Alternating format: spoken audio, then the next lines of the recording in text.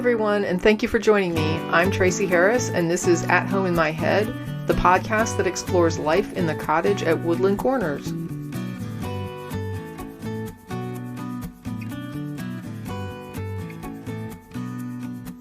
So joining me again this week is David Ince, who promised to come back after our last discussion. We ran out of time, and we had a lot more to discuss.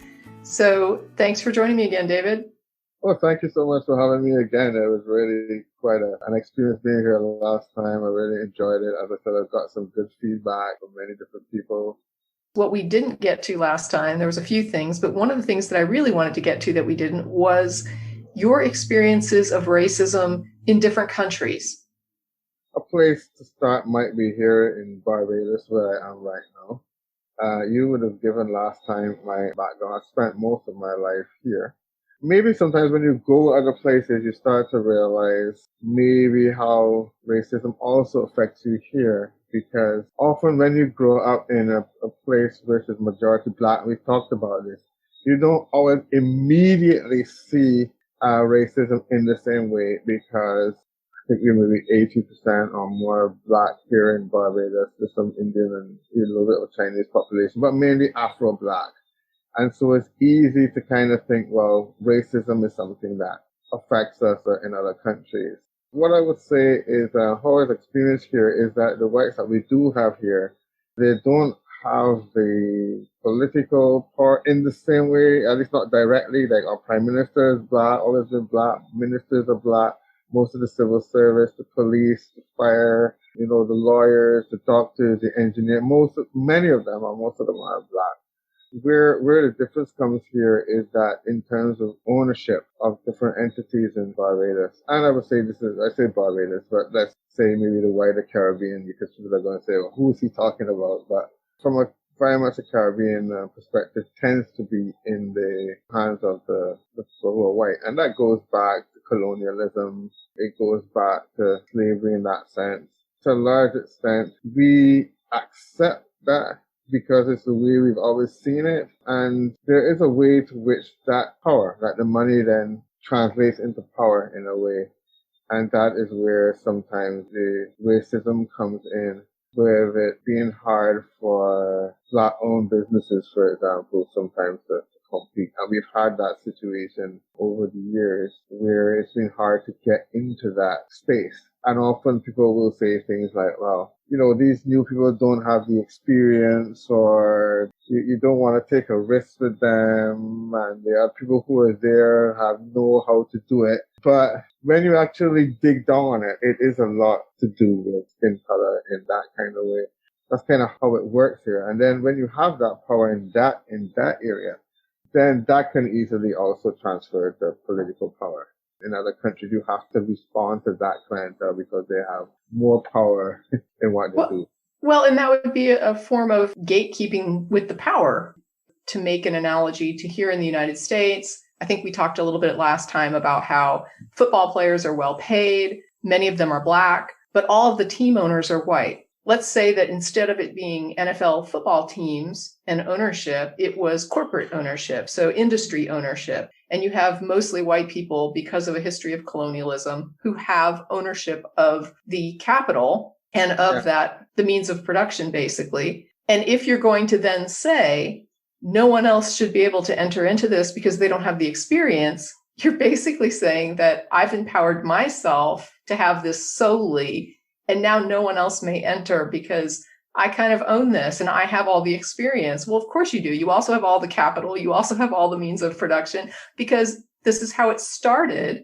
And now you're just perpetuating it by saying, and no one else should be allowed into it because I'm the person that already has it all set up. Well, of course you do. You inherited that from a colonialist slave state. And now you're using your position of privilege and power to make an argument that everyone else should continue to be shut out of it. Exactly the same kind of thing. And sometimes you don't have to make the argument because, again, I hate to say this, but, it's part of the internalized racism too, because many of the black people here will also keep that in place. It's not fair to them. I said that is mainly in that kind of maybe more subtle thing. But this year, I think it was a few months ago, in the day of viral video, a video got out with one of the white persons here in Barbados, a young guy too, but he was like a rant with lots of N words all over the place. People here were, where is this coming from? Because we don't hear this, like as a black person, you don't really hear them talking to you. But this is a person in a truck. And I guess someone responded to him talking, and he was basically, I think in the morning, someone had come and stolen something on his land, and he was just irate, and he just went on saying that more or less the people should go back to Africa or wherever they came. I mean, it was shocking because again, you wouldn't even hear this in the States. We were not expecting anything that overt.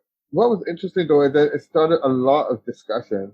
Some people saying, well, what do you expect? This is what they say behind closed doors. He never apologized. Basically, he then talked about how it was not fair to him that he was recorded. Again, this is a privilege. How dare this person record me saying these things?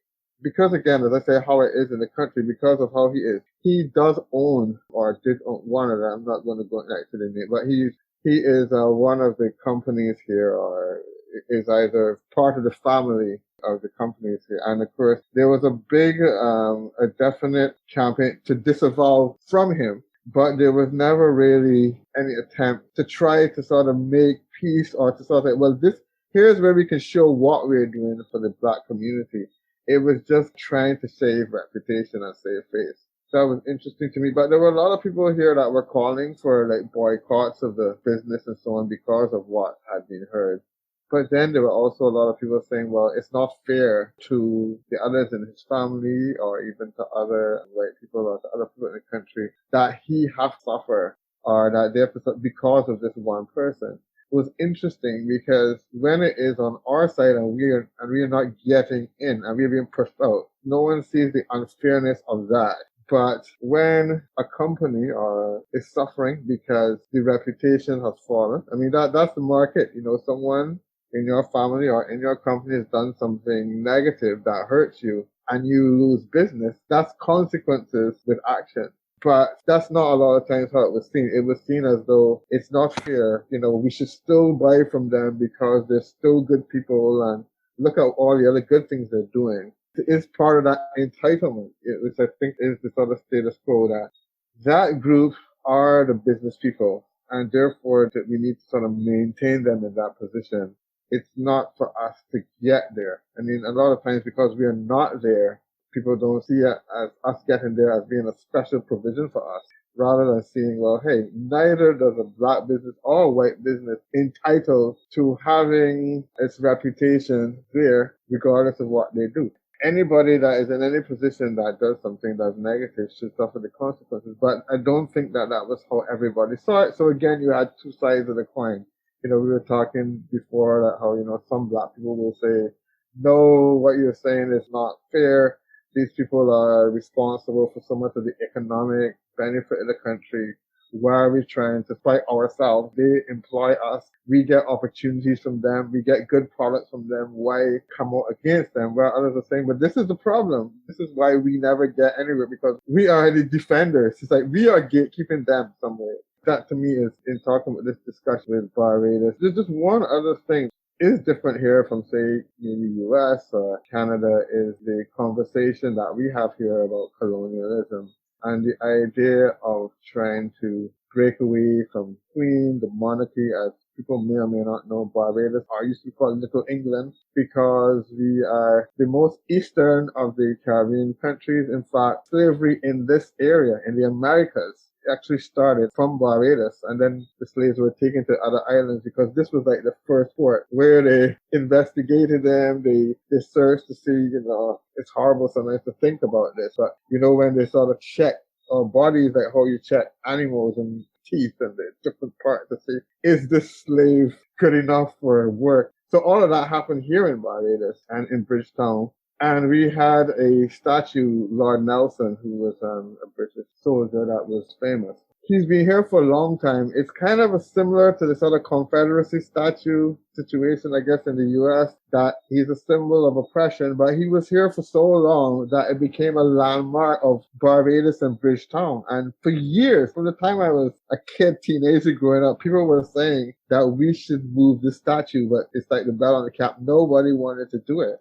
It comes up, they have a white paper, they discuss it, it's kind of agreed on, it never happens. But interestingly enough, when George Floyd happened last year, even though that was such an American phenomenon, it really affected us here. The activists that we had here saw that as an opportunity to make a difference here. You know, like maybe now we can get the statue moved. But again, we are pretty compliant people, so nobody wanted to go and pick it in and take it down. So we had some more conversations, and eventually it did come down, I think late last year, nicely, but I think he's to go to the museum, right? But even that, it was a hard thing to do, to explain to people, because it was like, well, why do we need to move this thing? Because it's been there, as they said in Barbados. He's not troubling anybody, which means like it's just a monument. But it was interesting, at least for me. I was glad to be in Barbados at the time that at least the conversation was being had. I think a lot of times, even though I've shown you some of the racism that we get here, it is not, because it's not so overt, except for the guy in the truck. It's often not seen. So it's interesting to see people taking interest here, because we have had this English and European heritage here, and we have a very good education system that was built to a large extent, came out of slavery, but the churches sort of built that. There is a way that we have benefited from aligning ourselves to some extent with this sort of European values or European symbols, and therefore we tend to see ourselves as, what's the big deal about this whole slavery and all this thing, even though it was big here, because in a way we have benefited to some extent from that kind of compliance with the way Europeans go. In fact, and within the Caribbean, I think we are known to be a bit more compliant than, say, Jamaica or Haiti, where there were more revolutions and more attempts to really pull down the system. It was interesting, and at least a little bit slightly positive, because we got a long way to go, that people were starting to recognize the impact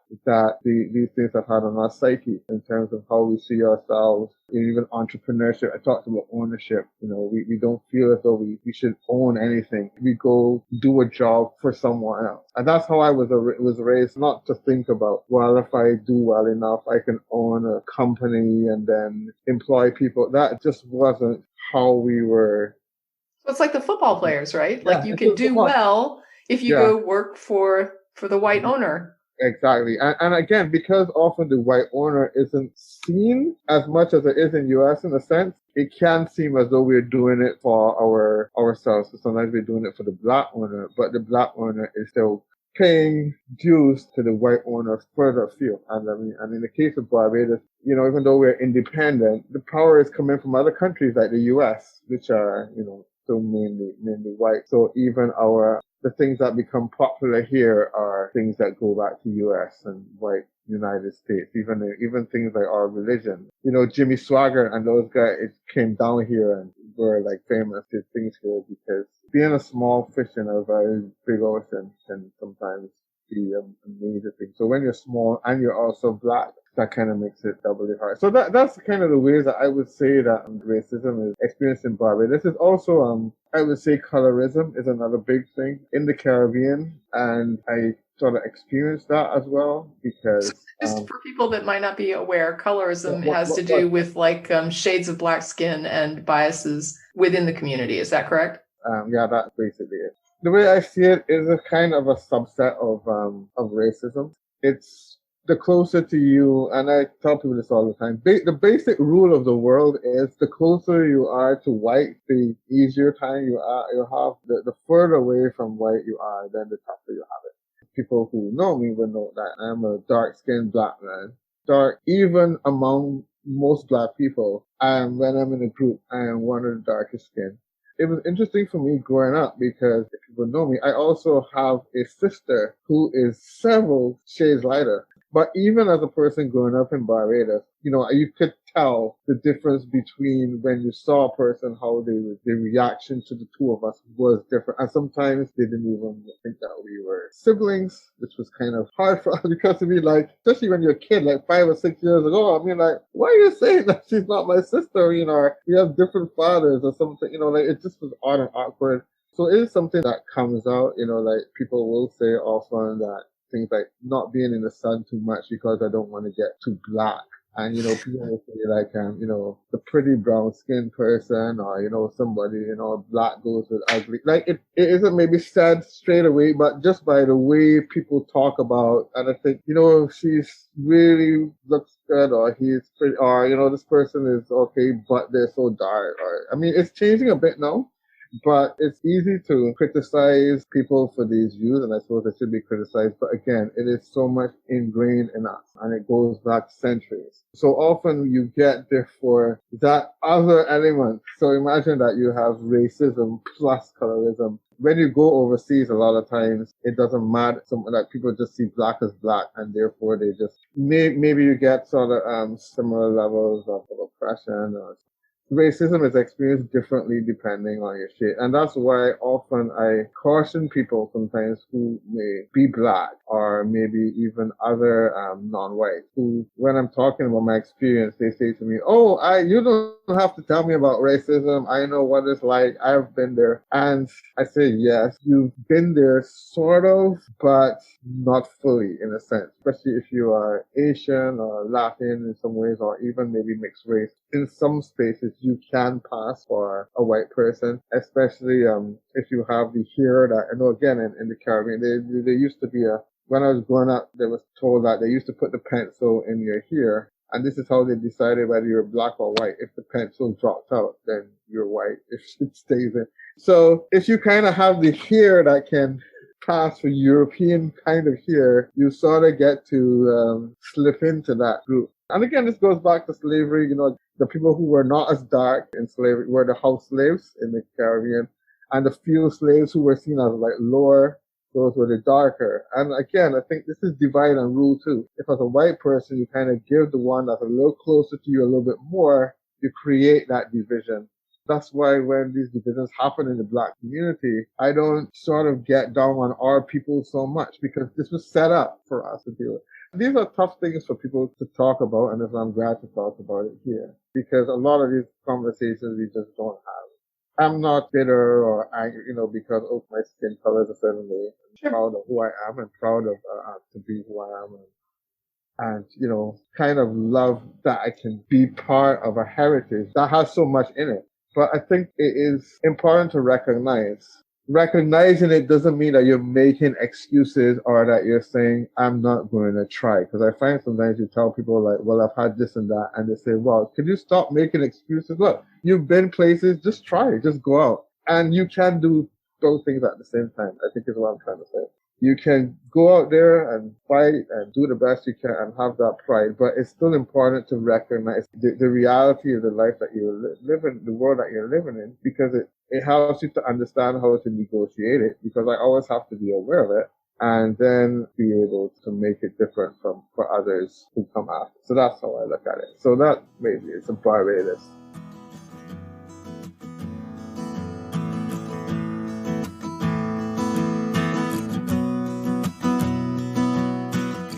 Now, England's a little tougher for the comparison because I must say that, as a scientist, you want to compare data points, you have time series that I was in England in the 80s. So I can't really say exactly how it is now. And I'm sure it's not the same way now, but it's still worth talking about because this was a fairly unique, experience I had. My dad was in the diplomatic service, and so when I was at school at 13 years old, I moved from Barbados to England, and therefore had a complete change of experience from being in a Barbadian school to being in an English school, and this was quite a different experience. And that perhaps was maybe the first time that it fully hit that I was black. I think I told the story last week about the time in the store when I was kind of profiled by this. I wouldn't go into that again. People can listen to that. But all of that was in my teenage years. I remember one time a guy was asking me, asking me for stuff, an older guy, an older kid in the school. And he was asking me, I don't know, for money or something. I don't know. Some kids do. And I said to him, I can't give you what I have. I'm not Santa Claus, I said to him. The guy said, "Of course you're not Santa Claus. You're the wrong color." And I didn't even know how to respond to that. And it was kind of like, I don't know, it was just a moment that I sort of realized that, in that situation, you're different because in that school now, there was no majority anymore. I think there were about 12 black kids in the school. It was out of about 300. It was very, very minority. And yeah, I mean, the racism, I would say more overt at that time. It's probably a bit different now, but even for people who have been back to England once or twice, but other people that I've talked to do say that it's probably a little bit more overt in the US than in the UK.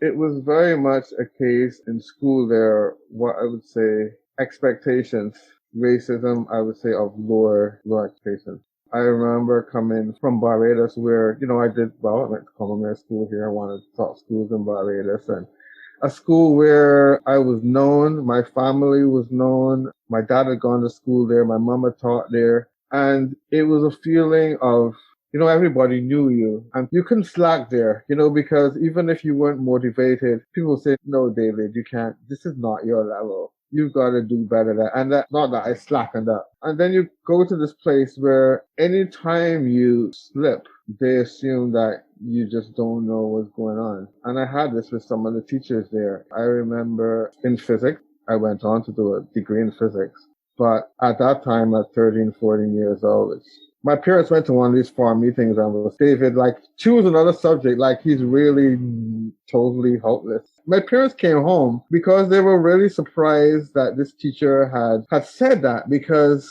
they know my level and it seemed strange. There was some times when I didn't perform as well because, again, the transition was hard. You're going from a school in the Caribbean, you come into totally different, the social. Nowadays, people would take that into consideration, but back then it was like, who cares? So it took me a while to get into my stride. So I did really well. I said, okay, I was kind of motivated. If this guy is going to tell me that I'm no good, I'm going to show him that he's wrong about. And I did, and I did really well in the exam. And in the whole year, I was one of the top in the whole year. And I was excited and happy. And then the next year, they divide you by the top will go into one stream, different streams. And so when I went to look at the board to see which stream I was in, I was just shocked. The first and second stream, I couldn't see it. He put me still in the lowest stream. And there was nothing I could do about it. And that, again, the school was generally good. I'm not going to say the school was totally bad, but experiences like that, it really, because of that, I was in the stream to do the lower exam. I was definitely pushed in this other direction. And when he said it, it was basically, he said, well, obviously he knows me and I couldn't have performed how I did in the exam. So basically he either assumed I cheated or something like that. He didn't say that, but essentially it was like, I know you can do this. Wow.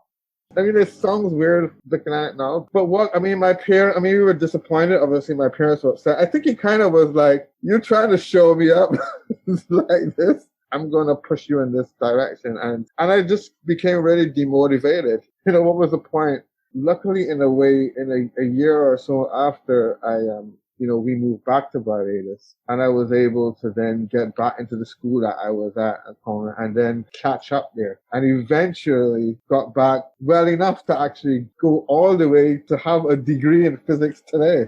But I wonder sometimes how would that guy feel if he knew? But there's other things that happened, but I feel like that is, one of the stories that sticks out to me about what my experience there was like. There was in that period a very much a kind of Asians had it rough there too. Going back to your country was big, the conservative government, the statue years. There were a number of Caribbean people that were there that had come back in the 50s and 60s, struggling to make it. And many of them didn't even get the opportunity that I got, because my parents kind of assumed that, really pushed to get me into the school that I went to that was mainly white, because schools in my neighborhood were predominantly black, but sadly also, when they looked at the scores, they said, "No, we're not sending David to these schools," because, you can see that the teachers don't assume that you're not going to do something. So I have to thank them a lot for really having that vision or trying to get me into the better schools, even though that did have obviously the racism that came with it. But it was not all bad. There were I made good friends there, and some of them are my friends even today. Some of them are my Facebook friends too. So they probably heard, "Oh my God, this happened to David back in this is the 1980s." But no, that was kind of how Britain was a bit to me. I mean, it is at least at that time pretty overt, and of course, I mean, even you saw recently with the kind of monarchy you've seen the Meghan's situation, even with the royal family. So you can see that difficulty there. And I mean, if you talk to my parents, it was even rougher for them. My parents both studied in Britain even before. So I don't know if there's anything more there, but that was my British experience. We've done better there. I mean, back in that time, cricket was big in England. We had the West Indies cricket team was big then. So you got respect for that. That's kind of like the equivalent of the American NFL players in a sense back in that time. But in many other things, they just assumed that you weren't good enough. If you didn't do your homework or like sometimes I might forget my book somewhere, and if I couldn't answer, the teacher just assumed you couldn't read or you couldn't, you were sent into some remedial thing. It was, you had to be perfect because anytime you slipped, it was like, this guy obviously does not even belong here. Did you notice a contrast between how you were treated when you had an issue like that versus the other students who were not Black? Yeah, for sure. I saw a lot of people in that school that did no work, weren't really interested in doing things, and they would get through. They didn't have to worry about these kind of issues. And it was clear, and therefore they could relax a lot more. And in a way, that was just the expected, the status quo. And a lot of the stereotypes in there, like Asian, good at math. Those stereotypes just kept there. You really, really had to fight hard to push against them. People were often surprised at things like, the way that you spoke English because, English is our first language here, but, people don't always see it that way. The short answer is yes, there's a very big difference with people there. And then even just how they, getting into those groups again, the parents, and sometimes at the school, the parents and grandparents and everybody had been at the school, and you could see that there was a sort of a protective layer around certain. So it was almost like you went from being that student in Barbados to then going to England where you were treated really differently, and all the other students were treated like you had been treated in the school in Barbados. In a sense. The only difference I would say to that is that within Barbados, even though, as I said, I was known myself for being part of the school and stuff, so were the other students. So it wasn't like if it was just me that was singled out there. I mean, it was a serious environment where obviously we pushed each other to go as far as we could. Is it fair to say then that when you were in school in Barbados, you got the benefit of the doubt, at least? Yes, for sure. Absolutely. People thought you were capable, and if you did slack off, they knew you could do better, and they pushed you to get back on track and to do better. Whereas when you went into school in England, there was this perception that if you slack off a little bit, you're not capable. Yeah, basically. In many cases, it wasn't really, it was very, very rare to be slack off because I just don't generally slack off. But if circumstances also are against you, you would also not get the benefit of that. So regardless of what it was, but yes, I mean, essentially what you're, like, I'm not disagreeing with what you're saying. I'm just sort of trying to get it. Well, I just want to make sure that I'm classifying, that I'm framing it correctly. Yeah. I think so. I think that is close to what it was. When I look back at it, no, I cherish that experience that I had at that formative age because it prepared me a lot for what was to come. I didn't know that at the time, but for what was to come later in life, where I would spend a fair amount of my time as a minority in mainly white spaces. So the advantage, although it was tough, and again, the good thing I suppose about that is that when you did show your abilities after a while, that you did it for long enough that it was either not a fluke or whatever, people then started to respect you to the extent when they realized that some of their assumptions were not correct. And I would like to think that in that way but I mean, it didn't change the systemic situation somewhat. But what I would say is that it did prepare me for what was to come in the Canadian setting and also the Ecuador setting, which is the other country that I lived in other than Canada.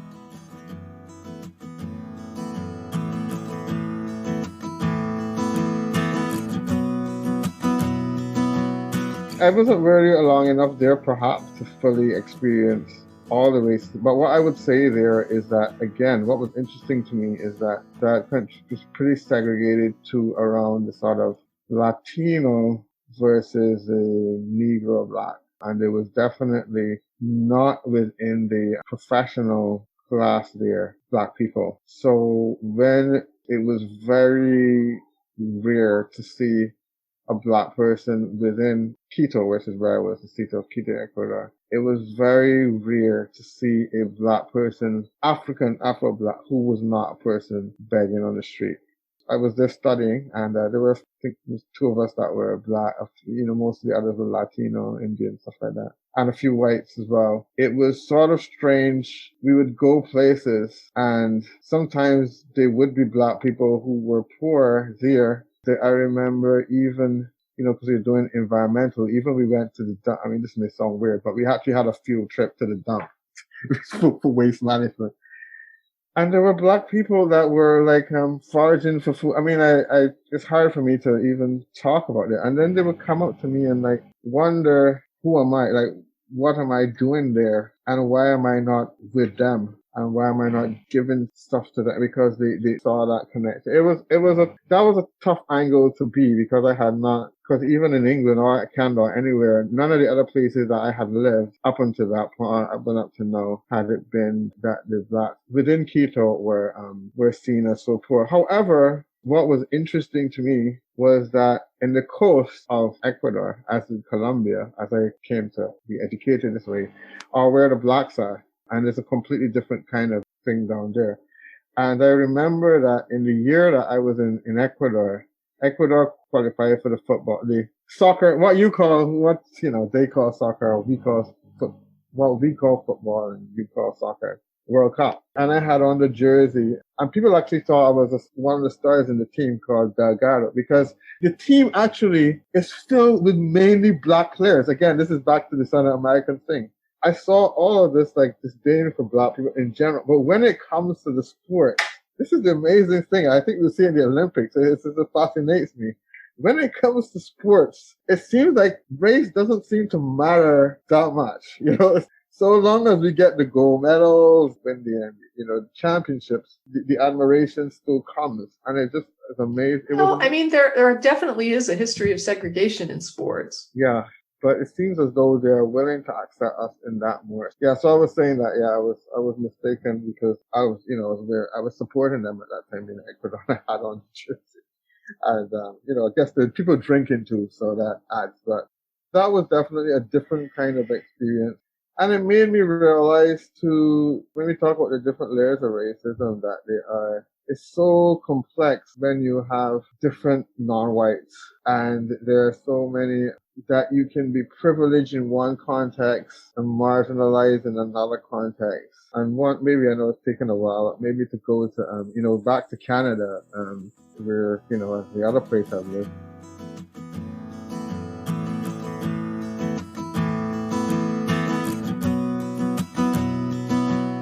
I think U.S. we talk about all the time, so I won't maybe go into racism in the U.S. that much, except that I'm always a little wary because the history of Blacks in the U.S. Even when I was in Austin, even though I knew it was liberal, I was a little bit recognizing that I have to be on your P's and Q's. Again, you talk about slipping up. It's the same thing with law enforcement. That if you aren't fully on top of your game, they will also stop you, and you can have a lot of problems. In Canada, actually, so I could go to Canada now. I've had at times to even give mini lectures to immigration officers to prove that I was a professor on one or two occasions, because, it's just tough for them to deal with. But Canada also, and this might be topical, what I learned from there is you have the Indigenous community, and I think it might be useful to talk about this now, since we have had the very tragic news. I think it just came out yesterday, and then a few weeks ago, about these residential schools and the mass graves and the unmarked graves, and you've heard about all of these stories about what's happened to the Indigenous communities there, the First Nations as they're called. That was an education for me as a minority there, because one of the things I would say that a lot of times that is part of Canada's dark history that I think we don't like to talk about. Or I could say we, because I'm also Canadian, or Canadian Barbadian.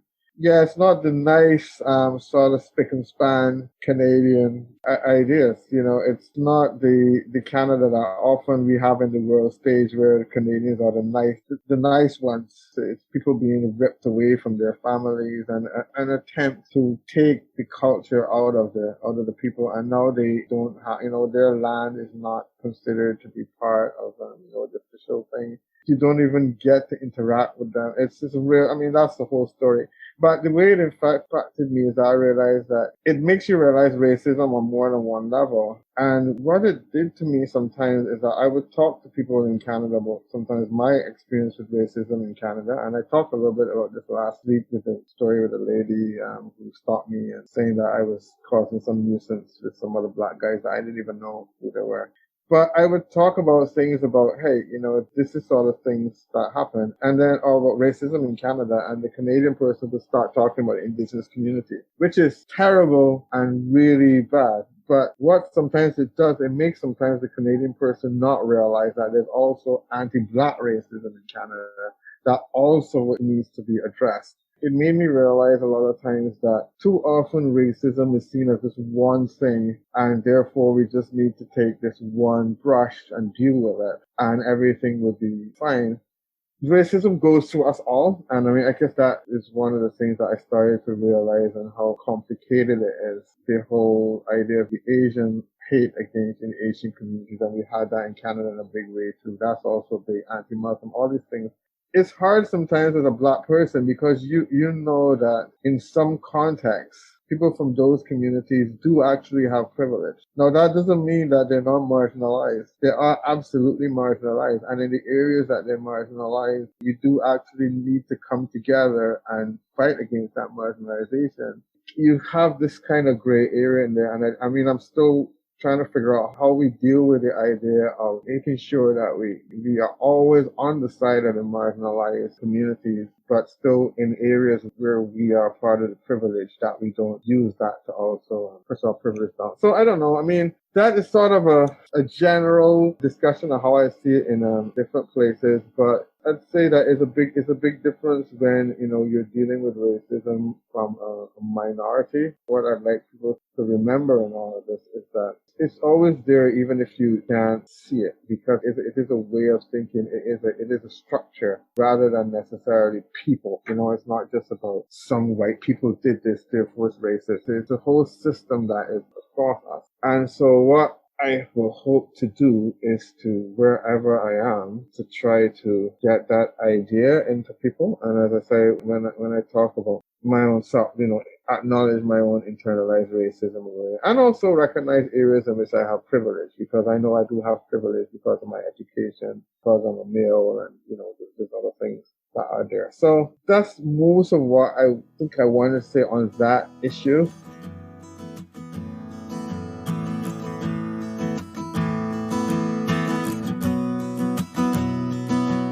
The conversation has to continue. I am still, even though I've had these experiences, I am still processing all that I have been through in life and where that puts me and what I think needs to be done. We had a lot of conversation about how it's so different for different people, and you probably have this conversation with me next year. I have some different views on this, but yeah, it's an ever evolving situation.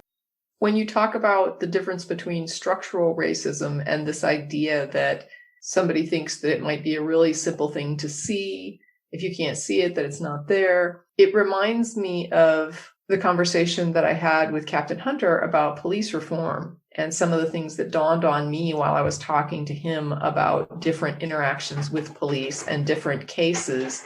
And it's always a question of, did the cop do something racist? And people want to have a cop shouting slurs or planting evidence or doing something that is completely overtly unethical so that they can see that this person was treated badly or treated unfairly or treated even illegally. And even then, they want you to prove to them that, well, it wasn't just that this cop does this to everybody. Like, how do we know that it was because this person is Black, right? So the cop has to act extremely out of line to even be called into question. And even then, people don't want to call it racism.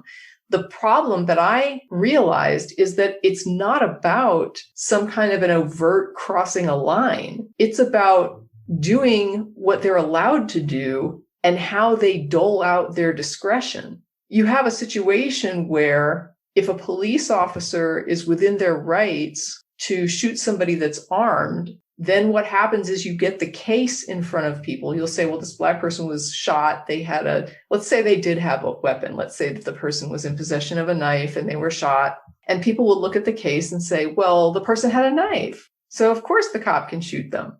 And so to them, that individual case looks like normal police protocol. It doesn't look racist. But what happens is when you pull out the view and you look at the overall trends, and you see that, oh, only this small percent of suspects with a knife were shot when they were white, but a bunch of people were shot with a knife when they were Black.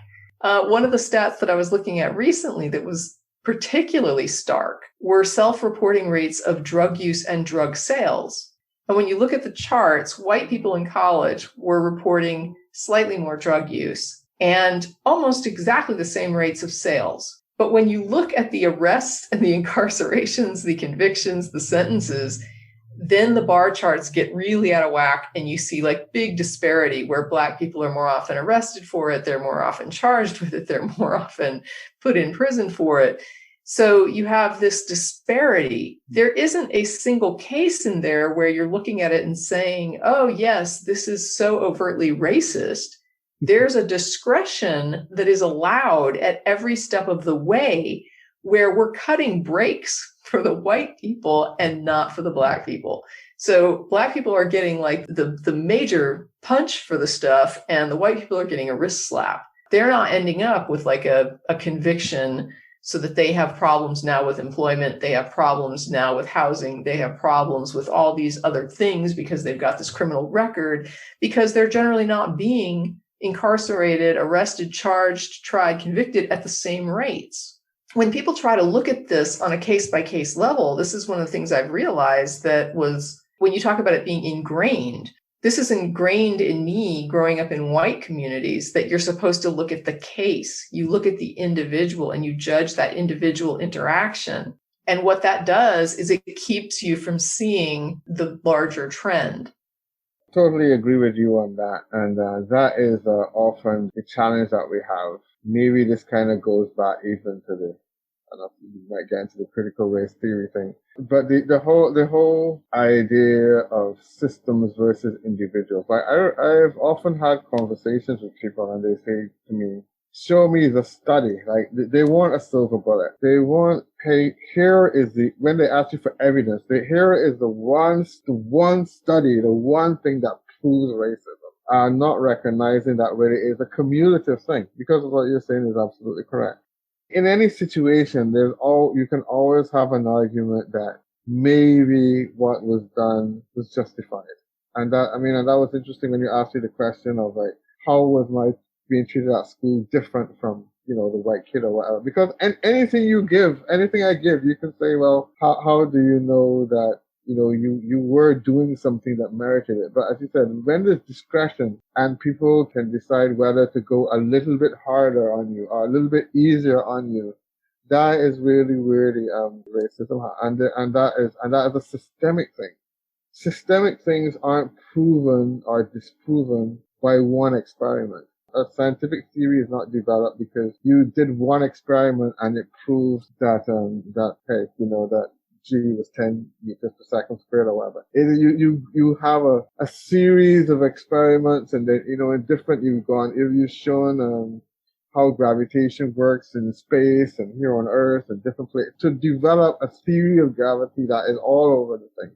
And so at that point, you are justified in assuming that is correct. At that point, it's not faith, because you may not be able to absolutely point at one experiment and say that this proves gravity, because somebody could say, well, how do you know it wasn't magnetism or some, the Planck's spaghetti monster or some spirit that pushes things to the ground? Like, you take certain assumptions as being true, but they're not, the assumption is well founded. You can't assume racism in an interaction between a white person and a black person and the police. Not because you just want to be a victim or play victim or have an agenda, but because in enough of the studies and what we've done over the years, we have seen a bias in one direction. So it is reasonable and rational to assume that that bias would occur in this particular situation.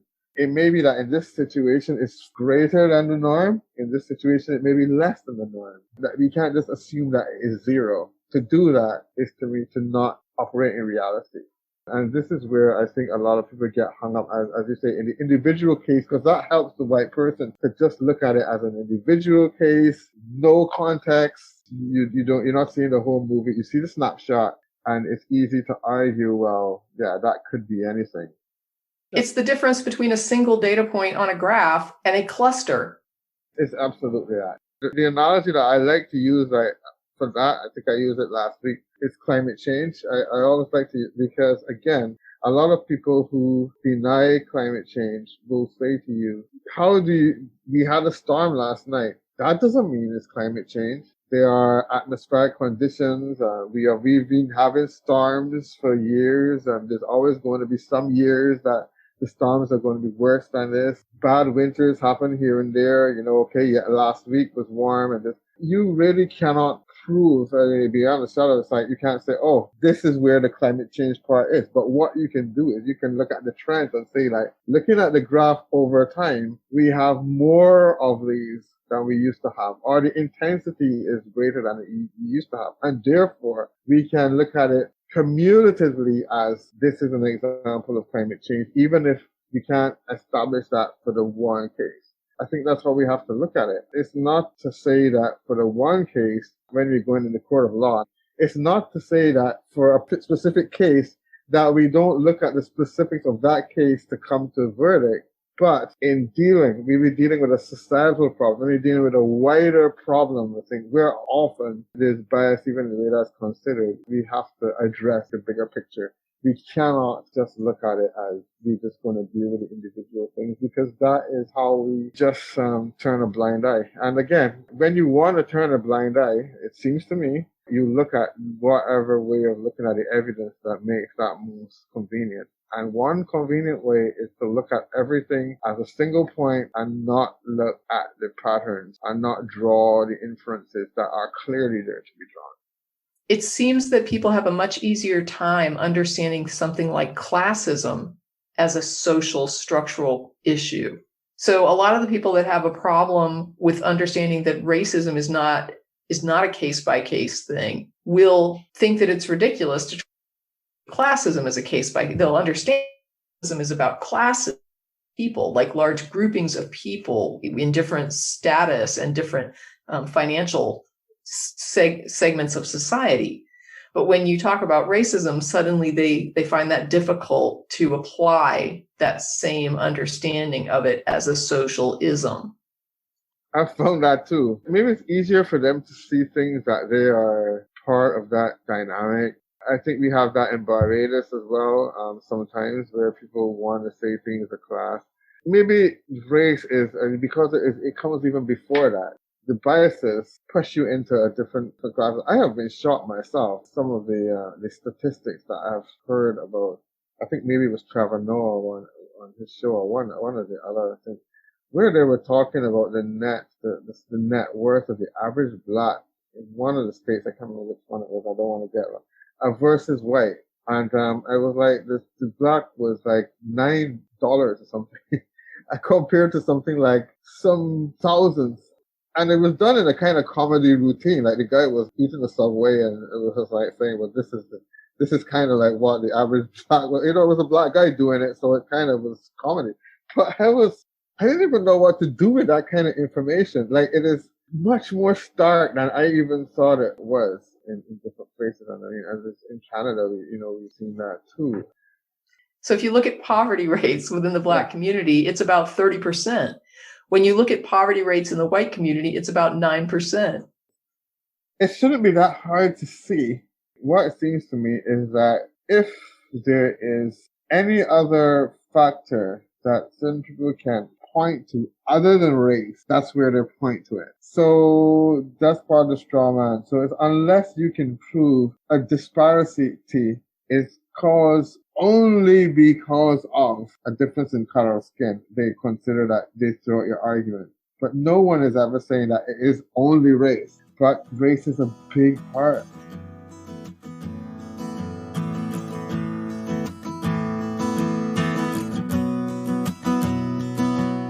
The greater the percentage of white people in your country, the easier it is for your country in the world. Like you could use that as a metric and you'll be pretty much on point with everything else that follows. Like it's easier for those countries to get loans. It's easier, the GDP is different, less. And then within the country, almost invariably, the black population is the one that is below that poverty line. It's so massively ingrained. I'm still grappling with why it is that it is so hard for us to get this point across. The only thing I can come up with is that there are a lot of people who just absolutely are so vested in not wanting to see it that they don't see it, but also feel that they're rational and reasonable for not seeing it. And you're the irrational one for seeing it. So I had a conversation on Mayor Adler's thread. This is the Austin mayor, and he actually is a liberal Democrat, posting about vaccine rates Travis County is the largest county in the city of Austin. We're at 68 point something % vaccination rates. We're trying to get to 70 by 4th of July. And so there was this conversation that ensued in the thread that had to do with vaccine rate disparities in communities of color. Here in Austin, the largest community that is non-white would be the Latino or the Hispanic community.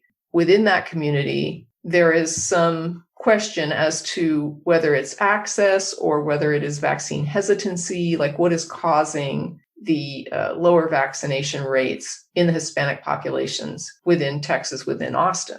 I came on and I said, what difference does it make? The reality is, as a society, as a community, we are failing the Hispanic community when it comes to vaccination. If they are being vaccinated at lower rates, we need to figure out why, and we need to address it based on whatever the problem is. The job is to successfully vaccinate 70% of this population. And if we have a percentage of the population that if they don't have access, then we're failing to give them access. And we need to find out why they are having trouble accessing it and get them the access. That's our job. The second question is whether there's vaccine hesitancy. If they have something going on in the Hispanic community that is a communication blocker where they're not getting the message about why this vaccine is important, if they are getting incorrect or misleading information that is spreading through that community, then we are failing to get accurate information to that community that is necessary for them to understand why they need to be vaccinated. And that is a communication failure on a social level. So whatever the problem is, if our society wants to successfully get people vaccinated at a certain rate and some community has a blocker, it should be our job and our goal to remove that blocker and to make that community successfully vaccinated. So identify the problem and then successfully address the problem. If we want them vaccinated and they're not vaccinated, we need to figure out why, and we need to fix that. They're basically saying, well, this is a Hispanic problem. They don't want to do it. They're not going to do it. Let's just blame them and what, not vaccinate them when we need to get everybody vaccinated? That's not an option. And if we as a community are going to be impacted by this vaccination rate, I suggest we figure out how to successfully get them on board with the vaccine instead of just saying they won't do it. White people do it. What's wrong with this Hispanic population, and just blow them off and let them not be vaccinated. That's so much fits the narrative, though, isn't it? It is so easy to put the blame on the victim in these situations. It's so easy to say, well, it's on them for not being part of us. And I learned even through this whole process too, because the vaccines has been that you could almost have a whole show on vaccines and how they've been in the world and the implications of that whole thing. But the black population have had history that affects, and the Latino population as well, I think, history that affects that vaccine hesitancy. And it's important that that is addressed. You have to put yourself in that situation and not look at it from the sort of white person's point of view. Right. You have to look at the context, right? The historical context of where these people are coming from and what kind of influences have impacted that community. But that also takes work. And that's why, again, it comes back to talking to people in that community and understanding all the different contexts and the different nuances and recognizing, yeah, we're all in this together. Also having confidence in the different groups that they will do the right thing or we will do the right thing given the information and given what we need to know. Because right, and talk to and enlist the community leaders, right? And the community activists, the people that you can talk to and you can get them to understand why this is best for the community, why we're doing this everywhere, not just in their community. And that if you can get them to sort of help speak to their own community in a way that they will hear, in a way that will make it easier for them to listen, whatever it takes, right? I mean, if the goal is to get everybody vaccinated, then it's our job to figure out why people aren't getting vaccinated and to try to fix that. Even to other countries too. I know that, I mean, we're looking at the US context a lot, but we have to have this whole world vaccinated. And for countries, I think there's like 1% or 2% of Africa that has got the vaccine so far. I think a lot of times people want to win. It's okay, well, my community is good. We white people, we understand and we're doing it. Like, what is the point of that? you don't get to just sort of have it in white world. It is the whole world that needs to be in this. And we just need to have the conversation. And as I said, like for myself, I mean, I learned a lot more about some of those things from other black people about reasons for vaccine hesitancy. It's pretty obvious the evidence is there. Just go take it, But even I have to kind of think, well, yeah, but there's these other things and the experiments and things that have gone on before, and then there's the way that you talk about it and the way that you have that kind of conversation. And sometimes I wonder, is the problems in our black community what they sometimes want? Maybe they're okay that it's killing black people more than white people. I keep thinking that if this virus was like a lot of those anti-maskers, for example, or anti-vaxxers that are white, if the virus was in a different direction, like it was killing more white people than black people, and black people were saying, I don't want to wear a mask, they'd be saying, look at how these black people are trying to kill us. We'd be forcing you to wear a mask. I guarantee it. Yeah, that's what I mean. It would be like, these black people don't care. They're selfish, just like the thing. They don't know, But yeah, it's like, it's easy when, because I had a friend from England that said this was the case. I don't know if she's right on this or not, but she said a lot of times in the early days when people thought that it was mainly the black people who were suffering from this, a lot of the country weren't, they didn't take COVID too seriously. Well, in the US, I think they pretty much said it outright. They basically said that it was going to be the large cities, right, which is code. It's going to be these very populated cities that are going to get hit the worst. It's not us out here in rural America where we're 10 miles apart from our neighbors, so why should we care? They literally were basically saying that the large populous city centers were where it was going to be hit, and that's why they didn't have to care about it. And who lives in the who's living on the 10-mile ranch, right, versus in the city. Exactly. And then they'll say, well, what does being an anti-masker have to do with racism? But it's back to that.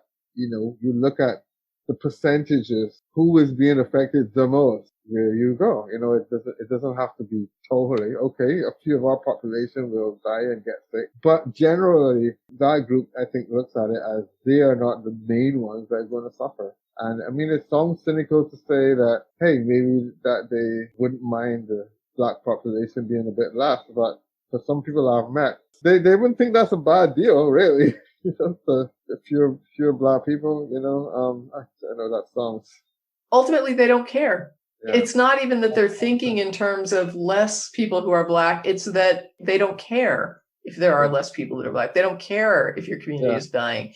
It doesn't faze them because it doesn't touch them, and none of their friends are black, and everybody in that 10-mile radius neighborhood isn't black. I guess that's the thing, how do we get people to care? This racism thing, it has so many layers, Okay, so this has been Around the World with David Ince, a survey of racism in different countries. Thanks very much for joining me. I'm so glad you could come back and have some more conversations with me around this. I really appreciate your time. Thanks for having me again. I'm glad we got to have a nice wrap up this time. You know, as I said, racism, a lot of layers, and we go into a lot of different things, and you make me think about some more things even while we were talking. So I really enjoyed that conversation. And yeah, let's hope the conversation goes on. Whatever forum here, wherever we can. Thank also the other people for listening. I hope people got a lot out of it.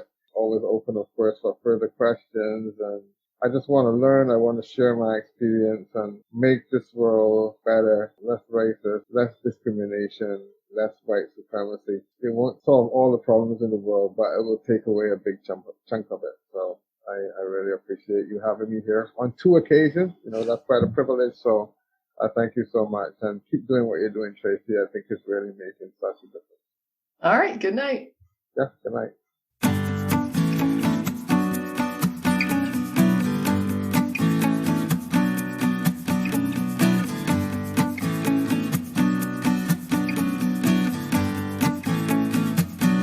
That's it for this episode of At Home in My Head, exploring life in the cottage at Woodland Corners.